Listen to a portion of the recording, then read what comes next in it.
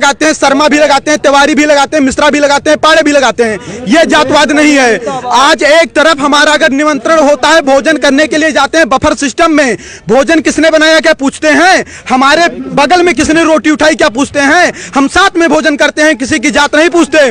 हम एक कॉलेज में जब एक मिनट ध्यान से, जब हम कॉलेज में एडमिशन लेते हैं और किसी भी बच्चे से मित्रता करते हैं तो उसकी जात नहीं पूछते। एक चाय की दुकान पर जाते हैं, चाय वाले से चाय लेते हैं, उसकी जात नहीं पूछते। समोसे से समोसा लेते हैं, जात नहीं पूछते। सब्जी वाले से सब्जी लेते हैं, जात नहीं पूछते। लेकिन जब हम सरकारी काउंटर पर फार्म भरने जाते हैं तो हमारी जात पूछी जाती है।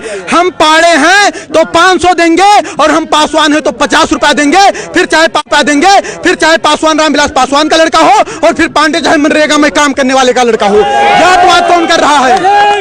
एक पूछना है तो पूछिए, आप पूछिए प्रश्न। क्या बेनिफिट होगा अगर ये खत्म हो जाएगा? देखिए, बाबा साहब अंबेडकर ने कहा 10 साल के लिए रिजर्वेशन होना चाहिए। इस देश के चंद गद्दार नेता आज क्या कह रहे हैं कि आज 70 साल बाद बाबा साहब भी आ जाएंगे लेकिन आरक्षण नहीं खत्म होने देंगे। तो क्या वो बाबा साहब के सिद्धांत पर चल रहे हैं? कभी पाड़े, तिवारी, मिश्रा, ठाकुर साहब, अग्रवाल, बनिया को नहीं देखा होगा कि वह दलित समाज को जात के आधार पर गाली दे। आप मुझे बताइए, भारत समानता का अधिकार देता है सबको, फिर भी वो जात के आधार पर पंडित जी बभनवा ठकुरवा कह करके 500 गाली दे, उनके खिलाफ कोई कानून नहीं है। उनकी बकरी हमारे खेत में चली जाए, हमको डांट दे, जात सूचक शब्द के तहत जेल में हमको डलवा देंगे। ये हमारे साथ अन्याय है या न्याय है? अन्याय हमारे साथ कौन कर रहा है? आज कानून बनाए जाते हैं कि किसी दलित लड़की का आप गलत दृष्टि से पीछा करते हैं, किसी दलित लड़की का आप गलत दृष्टि से पीछा करते हैं तो आपके ऊपर कम से कम 1 लाख रुपए जुर्माना लगेगा, आपके ऊपर हर्जन एक्ट भी लगेगा। लड़की सामने जा रही है, हमें क्या पता कि वो दलित है कि सवर्ण है। दूसरी बात, अगर कोई सवर्ण लड़की का गलत दृष्टि से पीछा करता तो उसके खिलाफ ऐसा कानून क्यों नहीं होना चाहिए? यह भेदभाव हो रहा है कि नहीं हो रहा है?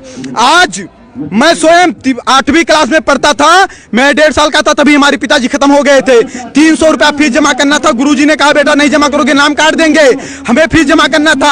हमारी माताजी कर्जा रुपया लेकर के आई, जबकि हमारे मित्र राजेश आर्य थे जो कि 80 से आते थे, उनके पिताजी 500 रुपया दिए, उनका 200 पड़ा, हमारा 300 पड़ा। गुरुजी से मैंने कहा कि गुरुजी कर्जा मैं लेकर के आया हूं, ब्याज पर मुझे रुपया देना पड़ेगा, 300 मुझसे क्यों लिया गया? उन्होंने बताया कि आप जनरल वर्ग से हो। मुझे पता नहीं था कि जनरल वर्ग क्या होता है। अब सोचिए आप, जातवाद की बीज कहां से पैदा हुई? हम उस आर्य के साथ बैठते थे, भोजन करते थे, खाना खाते थे, साथ में पढ़ने जाते थे। हमने जातवाद नहीं किया, लेकिन हम पाड़े थे इसलिए 300 रुपया लिया गया, हम ब्याज पर लेकर आए थे, भुखमरी के कगार पर थे, ये हमसे नहीं पूछा गया। जात के आधार पर तो शोषण हमारा हो रहा है 70 साल। आप बताइए, एक छोटी सी बात बताइएगा, भारत का संविधान कहता है, एक वहां देख के बोलो ना, भारत का संविधान कहता है कि अगर किसी का बाप 302 करेगा तो उसकी सजा उसके बाप को मिलेगी, बेटे को नहीं मिलेगी। सही कह रहा हूं, गलत कह रहा हूं? अगर मैं किसी का मर्डर करता हूं तो उसकी सजा मेरे भाई को मिलेगी या मुझे मिलेगी? किसे मिलेगी? मुझे मिलेगी ना। तो सोचिए, 1947 के पहले जो शोषण हुआ, ना शोषण करने वाले जिंदा हैं और जिनका शोषण हुआ ना वो जिंदा हैं। फिर उसका बदला 1999, 92 और 95 में पैदा होने वाले बच्चे से क्यों लिया जा रहा है? आज अगर 70 साल से सारे नेताओं के भाषण सुन लीजिए, क्या कहते हैं कि यह सरकार दलितों की है, पिछड़ों की है, शोषितों की है, वंचितों की है। फिर भी 70 साल से दलित दलित है, शोषित शोषित है, वंचित वंचित है। तो इसका जिम्मेदार सरकार है कि सवर्ण है? इसका जिम्मेदार संविधान है कि सवर्ण है? सवर्ण के ऊपर कैसे आरोप लगाया जा सकता है? हम नरेगा में काम करें, हम मजदूरी करें, हम ठेला लगाएं, लेकिन पंडित जी हैं इसलिए मुझे अच्छे स्कूल में एडमिशन नहीं मिलेगा, 90% लाकर मुझे फेल कर दिया जाएगा। क्या मुझे इस देश में न्याय नहीं मिलना चाहिए? और अगर न्याय देने की क्षमता इस देश की सरकारें नहीं रखती हैं तो खुल करके कह दें कि आप इस देश के नागरिक नहीं हो, हमारे मताधिकार भी छीन लें। फिर क्यों कह रहे हैं, हमारे वोट क्यों ले रहे हैं वो लोग? SC/ST एक्ट का 10 महीने जेल है। अब आप क्या मांग रख रहे हैं अगर इन मांगों को नहीं माना जाए? हमारी मांग यह है कि देखिए, एक समय था, एक कालखंड था जब जातवादिता रही होगी। आज जातवादिता नहीं है। यहाँ जितने लोग आए, मैंने किसी की जात नहीं पूछी, सबसे हाथ मिलाया, नमस्ते प्रणाम किया। आज कोई ऐसा नहीं करता। अंतरजातीय विवाह, आपको पता होगा कि भारत का संविधान कहता है कि 18 साल की लड़की हो जाएगी तो स्वेच्छा से शादी करने के लिए वह निर्णय ले सकती है कि नहीं है? तो अब शादी अंतर जातीय करना है कि जातीय करना है, वो लड़कियों के ऊपर निर्भर है। बाप उस पर दबाव नहीं बना सकता है, उस पर आप हम पर भी प्रेशर नहीं बना सकती हैं। और आपको बता दूं, अगर अंतर जातीय शादी करने से जातवाद खत्म होता तो अंबेडकर की वाइफ भी ब्राह्मण थी, वो क्यों नहीं ब्राह्मण हो गए अंबेडकर जी?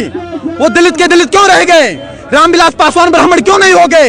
वो दलित के दलित क्यों हैं? ये चंद लोग मलाई काट रहे हैं। आज गांव का गरीब दलित गोबर और मिट्टी में पड़ा है और दलित का मुद्दा उठाने वाले लोग मर्सिडीज से चल रहे हैं। उसके बाद उनका शोषण वो करते हैं। 22.5% दलितों का रिजर्वेशन, क्या उसमें कोई सवर जा सकता है? नहीं जा सकता। उसका लाभ कौन ले रहा है? दलित ही तो ले रहा है। अगर कहीं पर आरक्षित सीट आती है तो वहां चुनाव कौन लड़ेगा? दलित ही तो लड़ेगा, सवर तो लड़ नहीं पाएगा। फिर उनका अधिकार कौन खा रहा है? 56,000 करोड़ अनुसूचित जात के लिए और 39,000 करोड़ अनुसूचित जनजात के लिए ये जात के आधार पर बजट है। अगर जात के आधार पर ये बजट आए तो उन्हीं के जात के लोग खाए कि हम लोग खा लिए? फिर आरोप हमारे ऊपर कैसे लगाया जा रहा है कि हम उनका शोषण कर रहे हैं?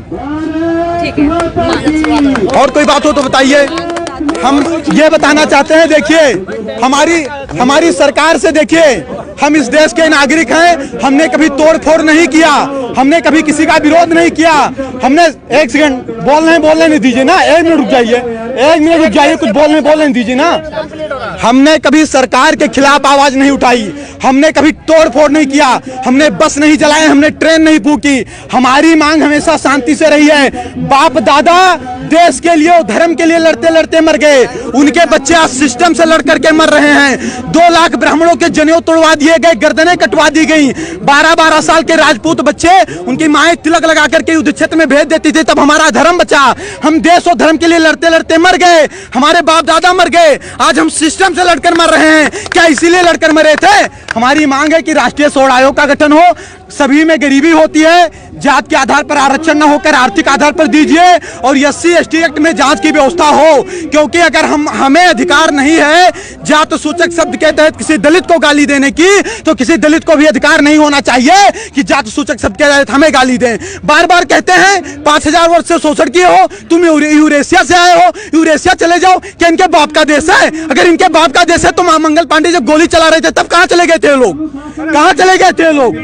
सपोर्ट कर दिया, आना नहीं पड़ता यहाँ। और कोई बात होगी तो बताइएगा, हम अपने मुद्दे पर तटस्थ हैं और अगर कहीं किसी को समस्या होगी तो बताइए। तो आपने देखा यहाँ पर जो है आरक्षण जो है जातिगत आरक्षण नहीं होना चाहिए, यहाँ पे मांग की जा रही है। नई दिल्ली के जंतर मंतर पर तमाम लोग आकर के यही कह रहे हैं कि जातिगत आरक्षण नहीं होना चाहिए और SC/ST एक्ट जो लगाया गया है, जो बनाया गया है, इसमें सुधार होना चाहिए।